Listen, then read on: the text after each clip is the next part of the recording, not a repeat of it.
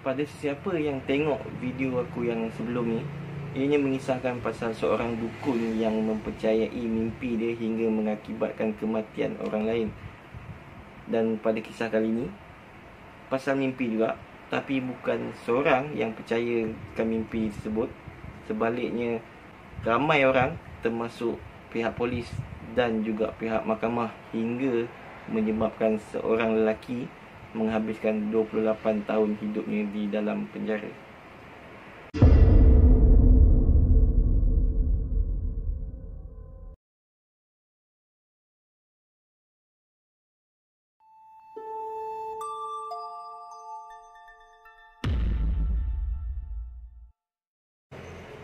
Hai, Assalamualaikum dan selamat sejahtera. Selamat datang ke channel kami, In Case World.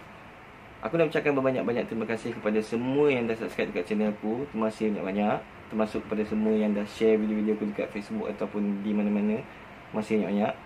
Dan kepada yang belum subscribe lagi, kalau korang berminat dengan konten-konten yang misteri, mistik, seram, jenayah dan seumpamanya, korang bolehlah consider untuk tekan butang subscribe sekarang juga, sebab kita akan post banyak lagi video-video terbaru macam ni tiap minggu.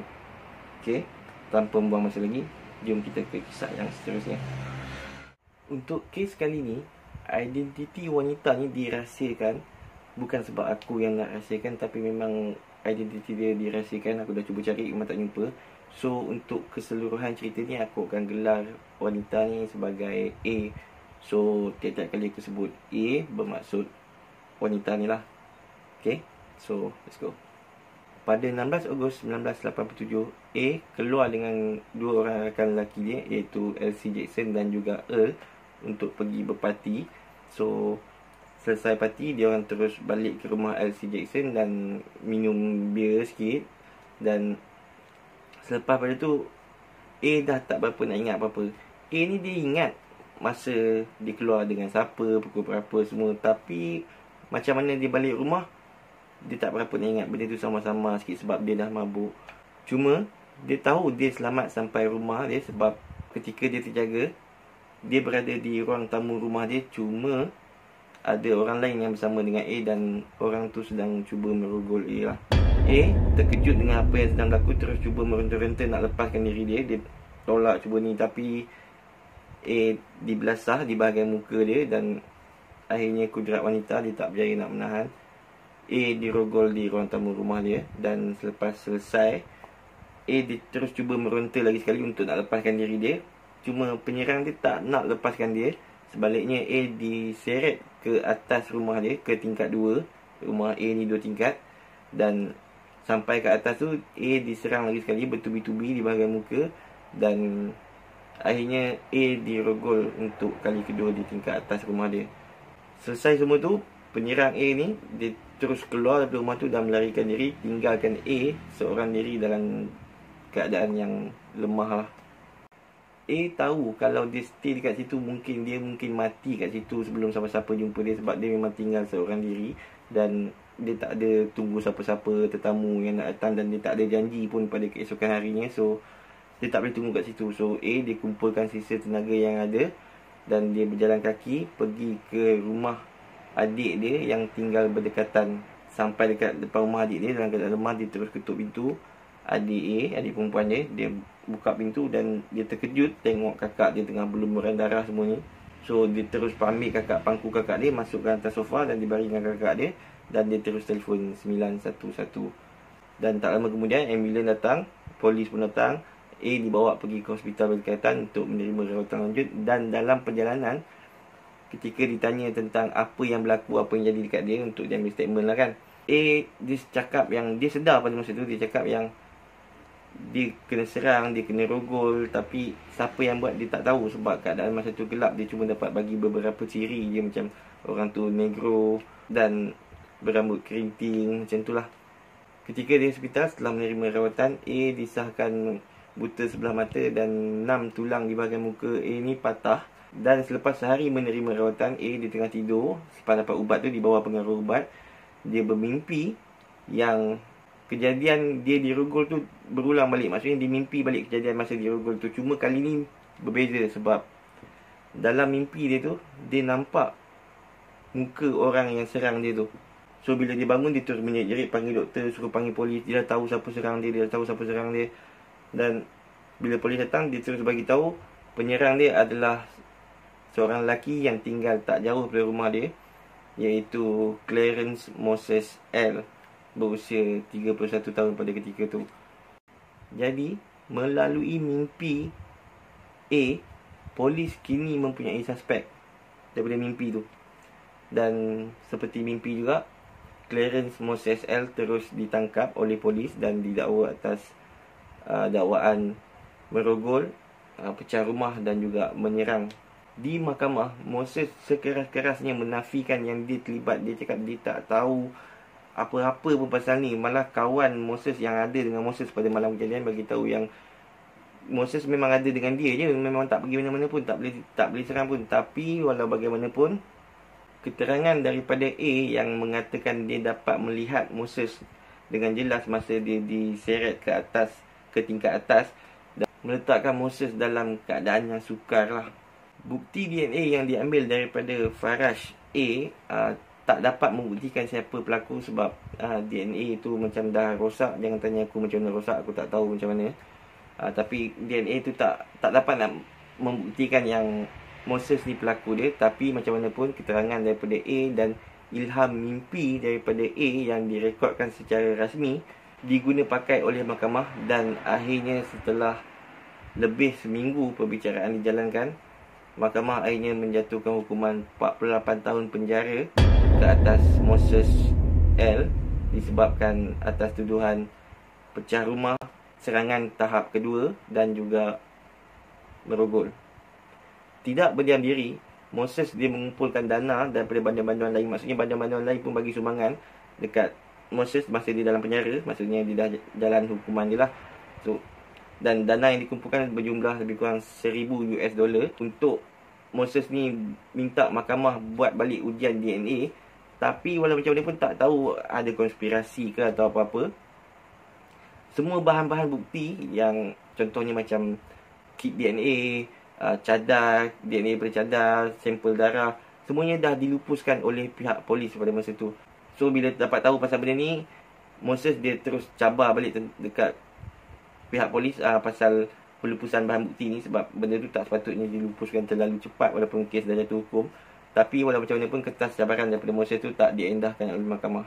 Dan kini Moses L hilang cara untuk nak membersihkan nama dia.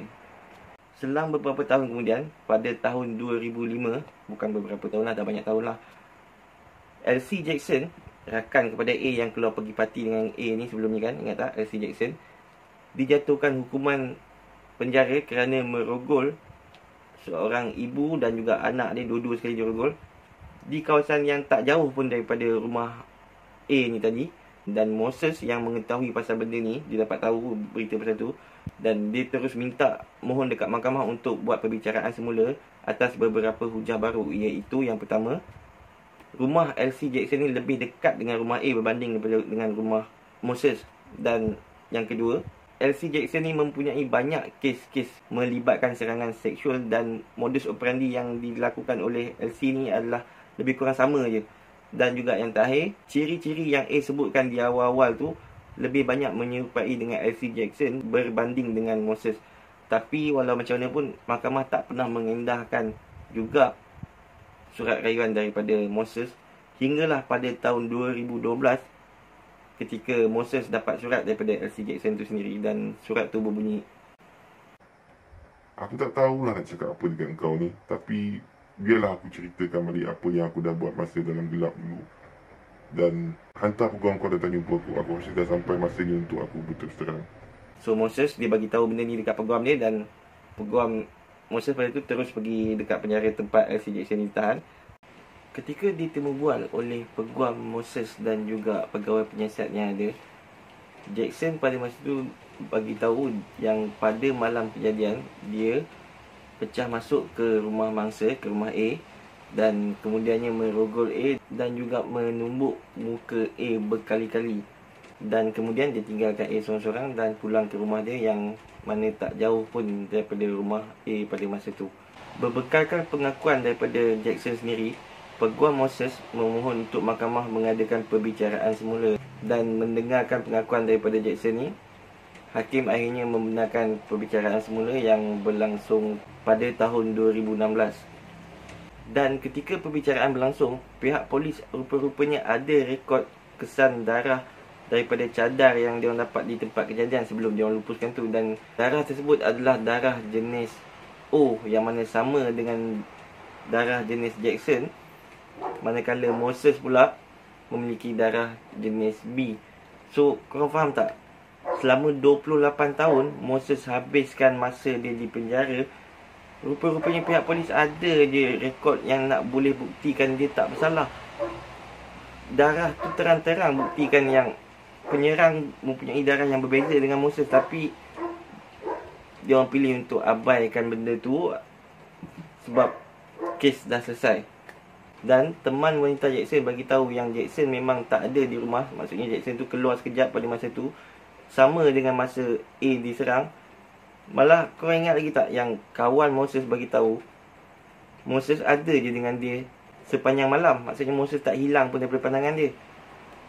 Tapi entah kenapa semua benda ni diabaikan dan dia orang tetap penjarakan Moses. Dan selepas semua keterangan ni diambil dan dapat dibuktikan bahawa Moses memang tak bersalah, dia tak berada di tempat kejadian pun. So pada 14 November tahun 2016, mahkamah akhirnya menggugurkan semua tuduhan yang dikenakan terhadap Moses dan Moses dibebaskan setelah 28 tahun dia di penjara. Dan pada tahun 2019, Moses akhirnya buat tuntutan ganti rugi terhadap apa yang telah berlaku ke atas diri dia, dan mahkamah menerima tuntutan tersebut dan membayar kepada Moses sebanyak $70,000 untuk setiap tahun yang dia di penjara. Maksudnya kalau 28 tahun, so $70,000 kali 78 tahun, dan dia mendapat lebih kurang dalam $2.3 bersamaan dengan 9.33 juta ringgit Malaysia lebih kurang. Tapi kisah ni tak berakhir di situ, sebab selepas sehari Moses bakal menerima bayaran daripada kerajaan negeri tersebut. A membangkang keputusan mahkamah tersebut dan mengatakan yang dia yakin Moses adalah pesalah tersebut dan dia tak bagi bayaran tersebut dibuat. Bayangkan, A ni dia tahu dia cuma bermimpi dia nampak muka klien tu. Maksudnya dia tahu dia bukan betul-betul. Dia sendiri sedar dia bermimpi. Dalam mahkamah pun dia cakap macam tu. Dia yakin sebab dia mimpi kemudiannya, bukan dia nampak pada masa tu. Dan dia sedar dia dah penjarakan 28 tahun orang yang tak bersalah. So benda tu sepatutnya kita akan ada rasa perasaan bersalah lah kalau aku. Dan berdasarkan bukti-bukti yang ada menunjukkan bahawa memang Moses tak bersalah pun. Sepatutnya kau rasa bersalah sebab dia tak bersalah. Tapi macam mana pun mahkamah menolak bantahan daripada A dan tetap membayar Moses. Moses dibebaskan pada usia dia 60 tahun dan dia ada anak. So bayangkan kalau anak dia umur setahun 2 tahun, dia keluar pula 28 tahun, maksudnya dia masuk masa anak dia tak belum belajar berjalan lagi. Keluar-keluar anak dia dah ada kerjaya dah. So itu saja daripada aku untuk kali ni. Kalau korang minat dengan konten-konten yang misteri, mistik, seram, jenayah dan seumpamanya, so korang bolehlah subscribe dekat channel kita orang. Dan jangan lupa untuk tekan butang notification sekali, sebab kita akan post banyak lagi video-video macam ni tiap-tiap minggu. Tak lupa juga kepada semua yang dah subscribe dekat channel aku, masih banyak-banyak. Dan semua yang dah share video-video aku dekat Facebook atau di mana-mana, masih banyak-banyak. Aku sangat-sangat menghargainya. Kalau korang nak contact aku atau nak share kisah-kisah korang untuk aku ceritakan dekat sini, korang boleh contact aku dekat Facebook ataupun Instagram. Nama aku sama je untuk dua-dua account tu, Key in Case. So sekali lagi, masih banyak-banyak. Jumpa lagi di video akan datang. Assalamualaikum dan selamat sejahtera.